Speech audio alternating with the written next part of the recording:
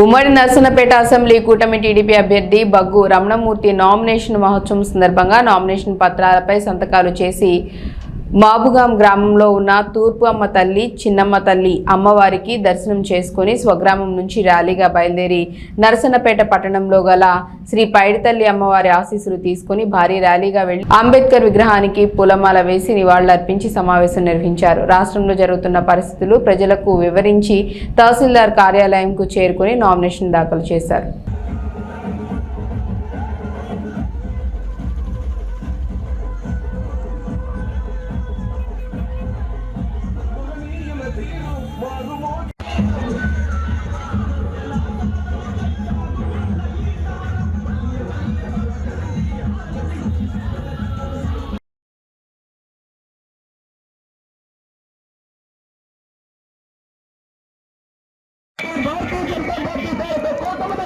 గెలిపించుకొని ఈ రాష్ట్రంలో ఎన్డీఏ కూటమి 160 సీట్లు సాధించాలి.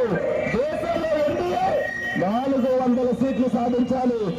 ఎన్డీఏగా అక్కడ 400 సీట్లు సాధించాలంటే శ్రీకాకుళం పార్లమెంట్ కూడా సైకిల్ గుర్తు కొట్టేసి మీ సోదరుడిగా నాకు గెలిపించమని మరొకసారి మీ అందరికీ కూడా తెలియజేస్తున్నాను. ఈ రోజు వైఎస్ఆర్ కాంగ్రెస్ పార్టీ గుండెల్లో రైళ్లు పరిగెట్టించే విధంగా మన ర్యాలీ జరిగింది. అందరూ కూడా ఇంకా డిసైడ్ అయిపోయారు. ఏమని జగన్ పని అయిపోయింది.